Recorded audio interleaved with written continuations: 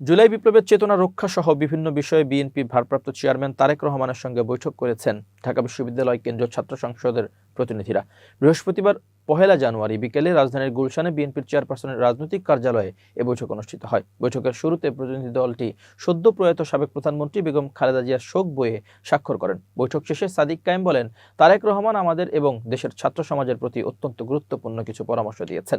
জুলাই বিপ্লব পরবর্তী সময়ে ফ্যাসিবাদ বিরোধী সব শক্তিকে ঐক্যবদ্ধ থাকার উপর তারেক রহমান বিশেষভাবে গুরুত্ব আরোপ করেছেন। তারেক রহমানের উদ্ধৃতি দিয়ে তিনি বলেন, রাজনীতিতে নিজেদের মধ্যে ভিন্নতা বা বিভাজন থাকাটা গণতান্ত্রিক সৌন্দর্য, কিন্তু বাংলাদেশ এবং জুলাই বিপ্লবের প্রশ্নে আমাদের সবাইকে এক থাকতে হবে।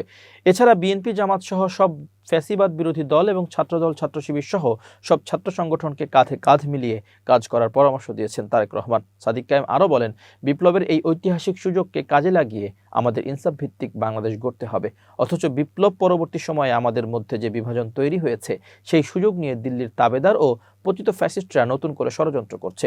ডাকসু ভিপি বলেন, শহীদ জিয়া ও বেগম খালেদা জিয়ার আদর্শ অনুযায়ী দেশের মাটি ও মানুষকে ভালোবেসে বাংলাদেশপন্থী রাজনীতি এবং ভারতীয় আধিপত্যবাদের বিরুদ্ধে প্রতিরোধ জারি রাখা হবে আগামীর মূল লক্ষ্য।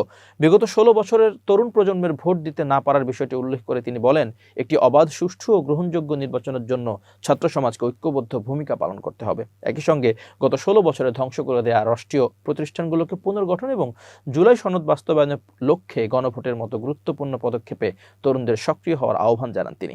বৈঠকে আধিপত্যবাদ বিরোধী লড়াইয়ে প্রাণ দেওয়া শহীদ ওসমান হাদির খুনিদের বিচার নিয়ে আলোচনা হয়। সাদিক কায়েম অভিযোগ করেন, ওসমান হাদির হত্যাকাণ্ডের পরিকল্পনাকারী ও নির্দেশদাতারা এখনো গ্রেপ্তার হয়নি এবং অনেক অন্তর্বর্তী সরকারের ভেতরেও ঘাপটি মেরে বসে আছে। তিনি তাদের দ্রুত বিচারের আওতায় আনার দাবি জানান। সবশেষে রাজনৈতিক আদর্শের ভিন্নতা থাকলেও জুলাই বিপ্লবের স্বপ্ন বাস্তবায়নে এবং ফ্যাসিস্টদের বিচার নিশ্চিতে বাংলাদেশের ছাত্র সমাজ রাজপথে তাদের ঐক্যবদ্ধ লড়াই জারি রাখবে বলেও অঙ্গীকার করেন সাদিক কায়েম।